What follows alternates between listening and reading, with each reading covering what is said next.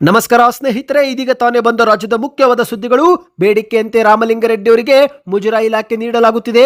ನಿಮ್ಮ ಮನೆ ದೇವಾಲಯ ಕಾಪಾಡಿದಂತೆ ನಿಮ್ಮ ಸರ್ಕಾರವನ್ನು ಕೂಡ ಕಾಪಾಡಿಕೊಳ್ಳಿ ಎಂದು ಅರ್ಚಕರಿಗೆ ಸಿಎಂ ಡಿಕೆ ಶಿವಕುಮಾರ್ ಅವರು ಮನವಿ ಮಾಡಿದ್ದಾರೆ. ಮತ್ತೊಂದೆಡೆಯಲ್ಲಿ ಇರುವುದು ಒಂದೇ ಸ್ಥಾನ. ಉಮಾಶ್ರೀ, ಲಕ್ಷ್ಮೀ ಹೆಬ್ಬಾಳ್ಕರ್, ನಯನಾ ಸೇರಿದಂತೆ ಹಲವರ ಪೈಪೋಟಿ. ಯಾರಿಗೆ ಸಿಗುತ್ತೆ ಸಚಿವ ಸ್ಥಾನ? ಹೈಕಮಾಂಡ್ನ ದೃಷ್ಟಿಯೇನು? ಎಲ್ಲ ಮಾಹಿತಿ ನೋಡೋಣ. ಮತ್ತೊಂದೆಡೆಯಲ್ಲಿ 37% ಚಿನ್ನ ಮತ್ತೆ ಕುಸಿತವಾಗಲಿದೆ ಎಂದು ವರ್ಲ್ಡ್ ಗೋಲ್ಡ್ ಕೌನ್ಸಿಲ್ನವರು ವರದಿ ಮಾಡಿದ್ದಾರೆ. ಚಿನ್ನ ಮತ್ತು ಬೆಳ್ಳಿ ಪ್ರಿಯರಿಗೆ ಮುಖ್ಯವಾದ ಸೂಚನೆ. ಯಾವಾಗ ಚಿನ್ನ ಖರೀದಿ ಮಾಡಬೇಕೆಂಬ ಕುರಿತಂತೆ ಒಂದು ಮುಖ್ಯವಾದ ಮಾಹಿತಿ. ಮತ್ತೊಂದೆಡೆಯಲ್ಲಿ ಪಂಚ ಗ್ಯಾರಂಟಿ ಯೋಜನೆಗಳ ಬಗ್ಗೆ ಮಾತನಾಡಿದ ಡಿಕೆ ಶಿವಕುಮಾರ್ ಅವರು, ಇದೇ ನಡುವೆ ಬಿಜೆಪಿಯವರು ನಿಮ್ಮ ಖಾತೆಗೆ 15 ಲಕ್ಷ ಹಾಕುತ್ತೇವೆ ಎಂದು ಹೇಳಿದ್ರಲ್ಲ, ಹಾಕಿದ್ರ? ನಿಮ್ಮ ಆದಾಯ ಡಬಲ್ ಮಾಡ್ತಿದ್ರು, ದುಪ್ಪಟ್ಟು ಮಾಡಿ ಎಂದು ಡಿಕೆ ಶಿವಕುಮಾರ್ ಅವರು ವ್ಯಂಗ್ಯವಾಡಿದ್ದಾರೆ. ಎಲ್ಲ ಸುದ್ದಿ ನೋಡೋಣ. ಮತ್ತೊಂದೆಡೆಯಲ್ಲಿ ನೀರು ಇಲ್ಲದಿದ್ರೆ ಬರ ಪೀಡಿತ ಪ್ರದೇಶ ಘೋಷಣೆ ಮಾಡಿ ರೈತರ ಒಂದು ಸಾಲವನ್ನ ಮನ್ನಾ ಮಾಡಬೇಕು ಎಂದು ಎಚ್.ಡಿ. ರೇವಣ್ಣ ಅವರು ಸರ್ಕಾರಕ್ಕೆ ಆಗ್ರಹ ಮಾಡಿದ್ದಾರೆ. ಎಲ್ಲ ಮಾಹಿತಿಗಳನ್ನು ಡೀಟೇಲ್ ಆಗಿ ನೋಡೋಕ್ಕೂ ಮೊದಲು ನೀವು ಸುದ್ದಿ ಸಮಯ ಯೂಟ್ಯೂಬ್ ಚಾನೆಲ್ಗೆ ಮೊದಲು ಬಾರಿ ಭೇಟಿ ಕೊಡ್ತಾ ಇದ್ರೆ ದಯವಿಟ್ಟು ಸಬ್ಸ್ಕ್ರೈಬ್ ಬಟನ್ ಮೇಲೆ ಕ್ಲಿಕ್ ಮಾಡಿ, ಪಕ್ಕದಲ್ಲಿ ಕಾಣಿಸುವ ಗಂಟೆ ಕೂಡ ಒತ್ತಿದ್ರೆ ಕರ್ನಾಟಕದ ಮಾಹಿತಿಗಳು ನಿಮಗೆ ಸಿಗುತ್ತವೆ. ವಿಡಿಯೋಗೆ ಲೈಕ್ ಮಾಡ್ತಾ ವಿಡಿಯೋನ ಪೂರ್ತಿಯಾಗಿ ನೋಡಿ. ಬನ್ನಿ ಸ್ನೇಹಿತರೆ, ಎಲ್ಲ ಮಾಹಿತಿಗಳನ್ನು ಡೀಟೇಲ್ ಆಗಿ ನೋಡೋಣ. ಬೇಡಿಕೆಯಂತೆ ರಾಮಲಿಂಗಾರೆಡ್ಡಿ ಅವರಿಗೆ ಮುಜರಾಯಿ ಇಲಾಖೆ ನೀಡಲು ಸಿದ್ಧ. ನಿಮ್ಮ ಮನೆ ಹಾಗೂ ದೇವಾಲಯ ಕಾಪಾಡಿದಂತೆ ನಿಮ್ಮ ಸರ್ಕಾರವನ್ನು ಕೂಡ ಕಾಪಾಡಿಕೊಳ್ಳಿ ಎಂದು ಅರ್ಚಕರಿಗೆ ಸಿಎಂ ಡಿಕೆ ಶಿವಕುಮಾರ್ ಅವರು ಕರೆ ಕೊಟ್ಟಿದ್ದಾರೆ. ನಮ್ಮ ಸರ್ಕಾರ ನುಡಿದಂತೆ ನಡೆದಿದೆ. ಬೇರೆ ಯಾವ ಸರ್ಕಾರಗಳು ಮಾಡದ ಕೆಲಸ ಮಾಡಿ ನಿಮ್ಮ ಹೃದಯವನ್ನು ಗೆದ್ದಿದ್ದೇವೆ. ನೀವುಗಳು ನಿಮ್ಮ ಮನೆ ಮತ್ತು ದೇವಾಲಯಗಳನ್ನು ಯಾವ ರೀತಿ ಕಾಪಾಡಿಕೊಳ್ಳುತ್ತೀರೋ ಅದೇ ರೀತಿ ನಿಮ್ಮ ಸರ್ಕಾರವನ್ನು ಕೂಡ ಕಾಪಾಡಿಕೊಳ್ಳಬೇಕು ಎಂದು ಡಿಕೆ ಶಿವಕುಮಾರ್ ಅವರು ಸೇರಿರುವ ಅರ್ಚಕರಿಗೆ ಕರೆ ಕೊಟ್ಟಿದ್ದಾರೆ. ಹೌದು ಗೆಳೆಯರೆ, ಕರ್ನಾಟಕದ ರಾಜ್ಯ ಮುಜರಾಯಿ ದೇವಾಲಯಗಳ ಅರ್ಚಕರ ಸಂಘ ಮತ್ತು ನೌಕರರ ಸಂಘ ಬೆಂಗಳೂರಲ್ಲಿ ಹಮ್ಮಿಕೊಂಡಿದ್ದಂತ ಬೃಹತ್ ಸಮಾವೇಶ ಮತ್ತು ಸಚಿವ ರಾಮಲಿಂಗಾರೆಡ್ಡಿ ಅವರ ಅಭಿನಂದನಾ ಸಮಾರಂಭದಲ್ಲಿ ಡಿಕೆ ಶಿವಕುಮಾರ್ ಅವರು ಕಾರ್ಯಕ್ರಮ ಉದ್ಘಾಟಿಸಿ ಮಾತನಾಡಿದ್ದಾರೆ. ಇತಿಹಾಸದಲ್ಲೇ ಯಾರು ಮಾಡದ ಕೆಲಸ ರಾಮಲಿಂಗಾರೆಡ್ಡಿ ಅವರು ಮಾಡಿದ್ದಾರೆ ಎಂದು ನೀವೆಲ್ಲರೂ ವಿಶ್ವಾಸ ವ್ಯಕ್ತಪಡಿಸಿದ್ದೀರಿ. ನಿಮ್ಮ ವಿಶ್ವಾಸ ನೋಡಿ ನನಗೆ ಸರ್ವಜ್ಞರ ಮಾತು ನೆನಪಾಗುತ್ತಿದೆ. ನಿಂಬೆ ಹುಳಿಗಿಂತ ಶ್ರೇಷ್ಠವಾದ ಮತ್ತೊಂದು ಹುಳಿ ಇಲ್ಲ, ದುಂಬಿಗಿಂತ ಶ್ರೇಷ್ಠವಾದ ಕಪ್ಪು ಬಣ್ಣ ಬೇರೆ ಇಲ್ಲ, ಶಂಭುವಿಗಿಂತ ದೊಡ್ಡ ದೇವರಿಲ್ಲ, ನಂಬಿಕೆಗಿಂತ ದೊಡ್ಡ ಗುಣವಿಲ್ಲ ಎಂಬ ಮಾತು ನೆನಪಾಗ್ತಾ ಇದೆ. ನೀವು ನಮ್ಮ ಸರ್ಕಾರ ಹಾಗೂ ರಾಮಲಿಂಗಾರೆಡ್ಡಿಯವರ ಮೇಲೆ ನಂಬಿಕೆ ಇಟ್ಟಿರುವುದಕ್ಕೆ ನಿಮ್ಮ ಪಾದಗಳಿಗೆ ನಾನು ನಮಿಸುತ್ತೇನೆ ಎಂದು ಡಿಕೆ ಶಿವಕುಮಾರ್ ಅವರು ಹೇಳಿಕೆ ಕೊಟ್ಟಿದ್ದಾರೆ. ನಿಮ್ಮ ಮತ್ತು ನಮ್ಮ ಈ ಬಾಂಧವ್ಯ ನನ್ನನ್ನು ಮತ್ತು ರಾಮಲಿಂಗಾರೆಡ್ಡಿಯವರನ್ನು ಮತ್ತೊಮ್ಮೆ ವಿಧಾನಸೌಧದಲ್ಲಿ ಕೂರಿಸುವಂತೆ ಮಾಡಬೇಕು. ಇಂದು ಪ್ರತಿದಿನ ನಿಮ್ಮ ಬಳಿಗೆ 100 ಜನ ಬರ್ತಾರೆ. ನಾನು ಏನಾದರೂ ಮಾತನಾಡಿದರೆ ನನ್ನ ಸ್ವಾರ್ಥ ಎಂದು ಹೇಳ್ತಾರೆ. ಅದೇ ಅರ್ಚಕರಾಗಿ ನೀವು ಮಾತನಾಡಿದರೆ ದೇವರ ಪರವಾಗಿ ಮಾತನಾಡಿದಂತೆ ಅಂತಾರೆ. ನೀವೆಲ್ಲರೂ ದೇವರ ಮಕ್ಕಳಂತೆ. ಮತ್ತೆ ಈ ಸರ್ಕಾರ ತರುವುದು ನಿಮ್ಮ ಜವಾಬ್ದಾರಿ ಅಲ್ಲವೇ ಎಂದು ಅರ್ಚಕರಿಗೆ ಡಿಕೆ ಶಿವಕುಮಾರ್ ಅವರು ಪ್ರಶ್ನೆ ಮಾಡಿದ್ದಾರೆ. ಈಗ ನೀವು ರಾಮಲಿಂಗಾರೆಡ್ಡಿಯವರನ್ನು ದೇವರ ಬಳಿ ಕರೆದುಕೊಂಡು ಹೋಗಿ ಈ ಸರ್ಕಾರ ಇನ್ನು 10 ವರ್ಷ ಅಧಿಕಾರದಲ್ಲಿ ಇರಬೇಕು ಎಂದು ಪ್ರಾರ್ಥನೆ ಮಾಡಿದ್ದು, ಸಂಕಲ್ಪ ಮಾಡಿದ್ದು ನೋಡಿ ನನಗೆ ಬಹಳ ಸಂತೋಷವಾಗಿದೆ. ಇಂದು ಧರ್ಮವನ್ನು ಕೆಲವು ಪಕ್ಷದವರು ಗುತ್ತಿಗೆ ಪಡೆದುಕೊಂಡಿದ್ದಾರೆ. ಅವರು ಮಾಡುವುದು ಖಾಲಿ ಬುಟ್ಟಿ, ಬೇವಿನ ಸೊಪ್ಪು, ಶಾಲು ಹಾಕಿಕೊಂಡು ದೇವರು ಧರ್ಮ ಎಂದು ಏನೇನು ಹೇಳ್ತಾರೆ. ಯಾಕೆ ನಾನು ಮತ್ತು ರಾಮಲಿಂಗಾರೆಡ್ಡಿ ಅವರು ಹಿಂದೂಗಳಲ್ಲವೇ? ಸಿದ್ದರಾಮಯ್ಯ, ಮಲ್ಲಿಕಾರ್ಜುನ್ ಖರ್ಗೆ ಅವರು ಹಿಂದೂ ಅಲ್ಲವೇ ಎಂದು ಡಿಕೆ ಶಿವಕುಮಾರ್ ಅವರು ಪ್ರಶ್ನೆ ಮಾಡಿದ್ದಾರೆ. ಅಂದಹಾಗೆ ಸ್ನೇಹಿತರೆ, ಇಲ್ಲಿ ಮತ್ತೊಂದು ಮಾಹಿತಿ ಏನೆಂದರೆ KH ಮುನಿಯಪ್ಪನವರು ಮತ್ತು ರಾಮಲಿಂಗಾರೆಡ್ಡಿ ಅವರ ಖಾತೆ ಬದಲಾವಣೆ ಆಗುವ ಸಾಧ್ಯತೆ ಇದೆ. ಹೌದು, ಮುಖ್ಯಮಂತ್ರಿ ಡಿಕೆ ಶಿವಕುಮಾರ್ ಅವರ ಸಚಿವ ಸಂಪುಟದ ಸಚಿವರಿಗೆ ಬಹುತೇಕ ಖಾತೆ ಹಂಚಿಕೆ ಸಂಪೂರ್ಣ ಹಂತಕ್ಕೆ ಬಂದಿದ್ದು ನಾಳೆ ಅಧಿಕೃತವಾಗಿ ಪ್ರಕಟಣೆಗೊಳ್ಳುವ ಸಾಧ್ಯತೆ ಇದೆ. ಆದರೆ ಇದೇ ನಡುವೆ ಸಚಿವರಲ್ಲಿ ಕೆಲ ಖಾತೆಗಳು ಬದಲಾವಣೆ ಆಗುವ ಸಾಧ್ಯತೆ ಇದೆ ಎಂದು ಹೇಳಲಾಗ್ತಾ ಇದೆ. ಹೌದು, ಪ್ರಮುಖವಾಗಿ ಜಲಸಂಪನ್ಮೂಲ ಖಾತೆ ಬೇಡ ಎಂದು ಹೇಳಿರುವ ರಾಮಲಿಂಗಾರೆಡ್ಡಿ ಅವರಿಗೆ ಮುಜರಾಯಿ ಇಲಾಖೆ ಖಾತೆ ನೀಡಬಹುದು ಮತ್ತು ಇದೇ ರೀತಿ ಆಹಾರ ನಾಗರಿಕ ಸರಬರಾಜು ಸಚಿವರಾಗಿರುವ KH ಮುನಿಯಪ್ಪನವರಿಗೆ ಸಮಾಜ ಕಲ್ಯಾಣ ಖಾತೆ ಕೊಡುವ ಸಾಧ್ಯತೆ ಇದೆ ಎಂದು ಹೇಳಲಾಗ್ತಾ ಇದೆ. ಒಟ್ಟಿನಲ್ಲಿ ಈ ಬಗ್ಗೆ ನಾಳೆ ಅನ್ನಷ್ಟರಲ್ಲಿ ಅಧಿಕೃತವಾದ ಮಾಹಿತಿ ಪ್ರಕಟವಾಗಲಿದೆ. ಬನ್ನಿ ಗೆಳೆಯರೆ, ಮತ್ತೊಂದು ಮಾಹಿತಿಗೆ ಹೋಗೋಣ. ಇದೀಗ ಬಾಕಿ ಉಳಿದಿರುವುದೇ ಒಂದೇ ಒಂದು ಸಚಿವ ಸ್ಥಾನ.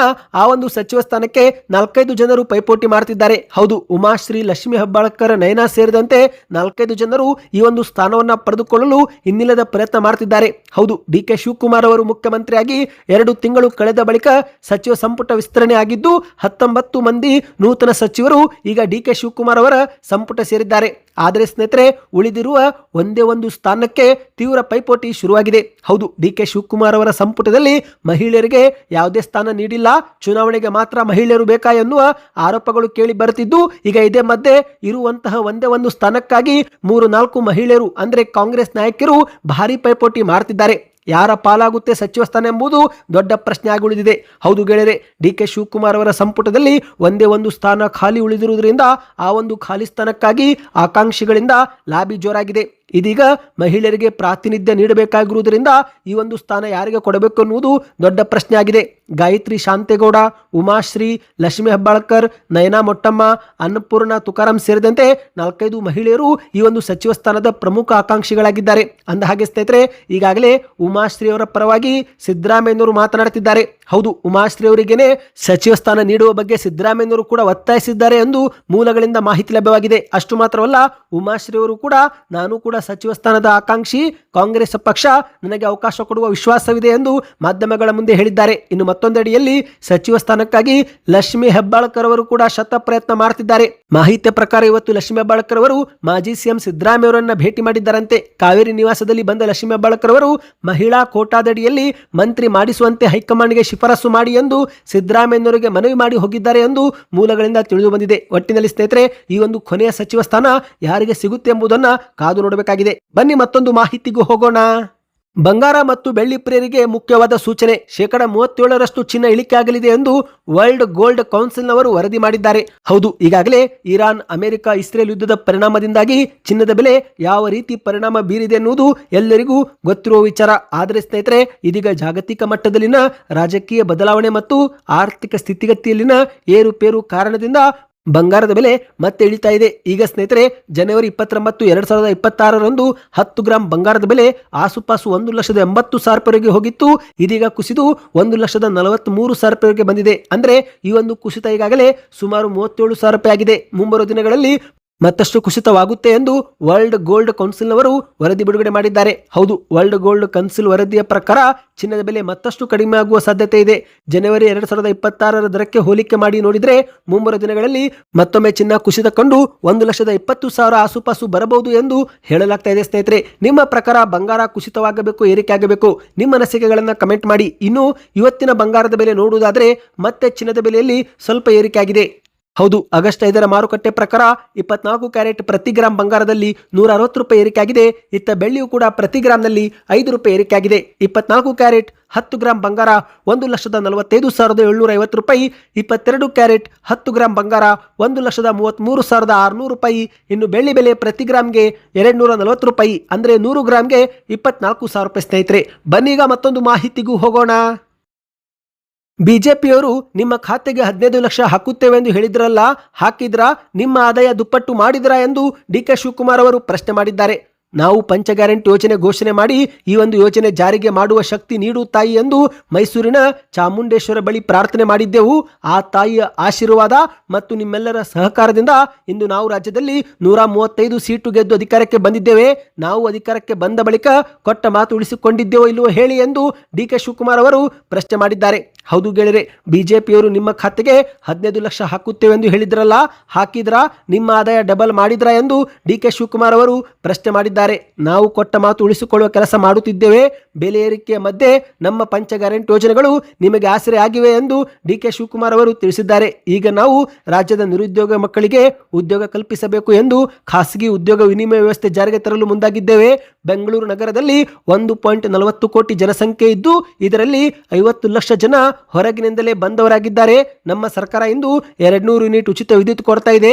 ಇದಕ್ಕಾಗಿಯೇ ನಾವು 10,000 ಕೋಟಿ ಹಣ ಖರ್ಚು ಮಾಡ್ತಿದ್ದೇವೆ. ಇನ್ನು ಗೃಹಲಕ್ಷ್ಮಿ ಯೋಜನೆ ಮೂಲಕ 1,21,00,000ಕ್ಕೂ ಅಧಿಕ ಮಹಿಳೆಯರಿಗೆ ತಿಂಗಳಿಗೆ ₹2,000 ನೀಡಲಾಗುತ್ತಿದ್ದು ಇದುವರೆಗೆ ಪ್ರತಿ ಕುಟುಂಬಕ್ಕೆ ಏನಿಲ್ಲವೆಂದರೂ ₹60,000 ಹಾಕಿದ್ದೇವೆ.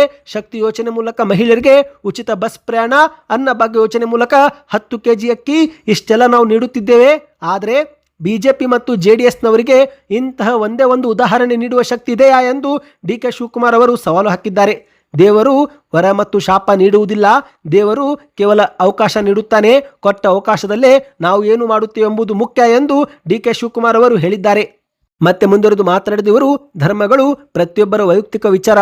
ನೀವು ನಾವು ಜನಿಸುವಾಗ ಇಂತಹದ್ದೇ ಜಾತಿ ಧರ್ಮದಲ್ಲಿ ಹುಟ್ಟಬೇಕು ಎಂದು ಅರ್ಜಿ ಹಾಕಿರುವುದಿಲ್ಲ. ಅನೇಕರು ಧರ್ಮವೇ ಬೇಡ ಎನ್ನುತ್ತಾರೆ. ಯಾವುದೇ ಧರ್ಮವಾಗಿರಲಿ ಬೇರೆಯವರನ್ನ ದ್ವೇಷ ಮಾಡಿ ಎಂದು ಹೇಳುವುದಿಲ್ಲ. ನಾವು ಎಲ್ಲರನ್ನ ಪೂಜಿಸುತ್ತೇವೆ ಮತ್ತು ಈಗಿರುವ ಸರ್ಕಾರ ಡಿ.ಕೆ. ಶಿವಕುಮಾರ್ ಅವರ ಸರ್ಕಾರ ಅಲ್ಲ, ಇದು ನಿಮ್ಮ ಸರ್ಕಾರ ಎಂದು ಡಿ.ಕೆ. ಶಿವಕುಮಾರ್ ಅವರು ಹೇಳಿದ್ದಾರೆ. ಬನ್ನಿ ಸ್ನೇಹಿತರೆ, ಕೊನೆಯ ಮಾಹಿತಿಗೆ ಹೋಗೋಣ. ನೀವು ಕೂಡ ರೈತರಾಗಿದ್ದು ಬೆಳೆ ಸಾಲ ಮಾಡಿದ್ರೆ ಕಮೆಂಟ್ ನಲ್ಲಿ ಸಾಲ ಮನ್ನಾ ಎಂದು ಕಮೆಂಟ್ ಮಾಡಿ. ಇದೀಗ ರಾಜ್ಯ ಸರ್ಕಾರದ ಮೇಲೆ ಸಾಲ ಮನ್ನಾ ಮಾಡುವಂತೆ ಒತ್ತಡಗಳು ಕೇಳಿ ಬಂದಿವೆ. ಹೌದು, ಬಿಜೆಪಿ ನಾಯಕರು, ವಿಪಕ್ಷದವರು, ರೈತರು ಸೇರಿದಂತೆ ರಸ್ತೆ ಬೀದಿಗಿಳಿದು ಧರಣಿ ಮಾಡುತ್ತಿದ್ದು, ಈತ ಡಿ ಕೆ ಶಿವಕುಮಾರ್ ಅವರು ಕೂಡ ಸಾಲ ಮನ್ನಾ ಬಗ್ಗೆ ಪರಿಶೀಲನೆ ಮಾಡುವುದಾಗಿ ಭರವಸೆ ಕೊಟ್ಟಿದ್ದಾರೆ. ಆದರೆ ಸ್ನೇಹಿತರೆ, ಇದೀಗ ಎಚ್.ಡಿ. ರೇವಣ್ಣವರು ಕೂಡ ರೈತರಿಗೆ ಬೆಳೆ ಪರಿಹಾರ ಜೊತೆಗೆ ಸಾಲವನ್ನ ಮನ್ನಾ ಮಾಡುವಂತೆ ಆಗ್ರಹ ಮಾಡಿದ್ದಾರೆ. ಕರ್ನಾಟಕದಲ್ಲಿ ಮಳೆಯ ಕೊರತೆಯಿಂದ ರೈತರು ತೀವ್ರ ಸಂಕಷ್ಟಕ್ಕೆ ಸಿಲುಕಿದ್ದು, ನೀರಾವರಿ ಸೌಲಭ್ಯ ಕಲ್ಪಿಸಲು ಸಾಧ್ಯವಾಗದ ಪ್ರದೇಶಗಳನ್ನು ಬರ ಪೀಡಿತ ಎಂದು ಘೋಷಣೆ ಮಾಡಿ ರೈತರಿಗೆ ಬೆಳೆ ಪರಿಹಾರ ಜೊತೆಗೆ ಸಾಲವನ್ನು ಮನ್ನಾ ಮಾಡಬೇಕು ಎಂದು ಶಾಸಕ ಎಚ್.ಡಿ. ರೇವಣ್ಣವರು ಆಗ್ರಹ ಮಾಡಿದ್ದಾರೆ. ಸುದ್ದಿಗಾರರ ಮುಂದೆ ಮಾತನಾಡಿದ ಇವರು, ರೈತರಿಗೆ ಯಾವ ಪ್ರದೇಶದಲ್ಲಿ ಯಾವ ಬೆಳೆ ಬೆಳೆಯಬೇಕು ಎಂಬ ಬಗ್ಗೆ ಸರ್ಕಾರವೇ ಮಾರ್ಗದರ್ಶನ ಮಾಡಬೇಕು. ನೀರಾವರಿ ವ್ಯವಸ್ಥೆ ಕಲ್ಪಿಸಲು ಸಾಧ್ಯವಾಗದಿದ್ದರೆ ರೈತರು ಬೆಳೆ ಬೆಳೆಯಲು ಸಾಧ್ಯವೇ ಇಲ್ಲ. ಅಂತಹ ಪ್ರದೇಶಗಳನ್ನು ಅಧಿಕೃತವಾಗಿ ಬರ ಪೀಡಿತ ಎಂದು ಘೋಷಣೆ ಮಾಡಿ ಅವರಿಗೆ ಪರಿಹಾರ ಕೊಡಬೇಕು ಎಂದಿದ್ದಾರೆ. ರಾಜ್ಯ ಸರ್ಕಾರ ತಮಿಳುನಾಡಿಗೆ ಕುಡಿಯುವ ನೀರು ನೀಡಬೇಕಾದ ಅನಿವಾರ್ಯತೆ ಇದ್ದರೆ ಅದನ್ನು ನಾವು ವಿರೋಧಿಸುವುದಿಲ್ಲ. ಆದರೆ ಇದರ ಪರಿಣಾಮದಿಂದ ಕರ್ನಾಟಕದ ರೈತರು ಬೆಳೆ ಕಳೆದುಕೊಳ್ಳುವ ಪರಿಸ್ಥಿತಿ ನಿರ್ಮಾಣವಾದರೆ ಆಗ ಅವರಿಗೆ ಬೆಳೆ ಪರಿಹಾರ ನೀಡುವುದು ಕೂಡ ಸರ್ಕಾರದ ಹೊಣೆಗಾರಿಕೆ ಎಂದು ಹೇಳಿಕೆಯನ್ನು ಕೊಟ್ಟಿದ್ದಾರೆ. ಕಳೆದ ವರ್ಷವೂ ಕೂಡ ರೈತರಿಗೆ ಸಮರ್ಪಕ ಬೆಳೆ ಬಂದಿಲ್ಲ. ಈ ಒಂದು ವರ್ಷವೂ ಕೂಡ ಪರಿಸ್ಥಿತಿ ಹದಗೆಟ್ಟು ಹೋಗಿದ್ದು, ಬ್ಯಾಂಕುಗಳು ರೈತರಿಗೆ ಸಾಲವನ್ನು ತೀರಿಸುವಂತೆ ನೋಟಿಸ್ ಕೊಡ್ತಿದ್ದಾರೆ. ಇಂತಹ ಒಂದು ಆತಂಕಕಾರಿ ಬೆಳವಣಿಗೆ ಸೃಷ್ಟಿಯಾಗಿದ್ದು, ಹಾಗಾಗಿ ರೈತರ ಸಾಲವನ್ನು ಮನ್ನಾ ಮಾಡುವ ಬಗ್ಗೆ ಸರ್ಕಾರ ಗಂಭೀರವಾಗಿ ಚಿಂತನೆ ಮಾಡಬೇಕು ಎಂದು ಎಚ್.ಡಿ. ರೇವಣ್ಣವರು ಆಗ್ರಹಿಸಿದ್ದಾರೆ. ಸದ್ಯಕ್ಕೆ ಸ್ನೇಹಿತರೆ, ಈ ಎಲ್ಲ ಮಾಹಿತಿಗಳು ಇಷ್ಟವಾಯ್ತಾ? ಚಾನಲ್ಗೆ ಸಬ್ಸ್ಕ್ರೈಬ್ ಮಾಡ್ಕೊಳ್ಳಿ, ವಿಡಿಯೋನ ಲೈಕ್ ಮಾಡ್ತಾ ಶೇರ್ ಮಾಡಿ.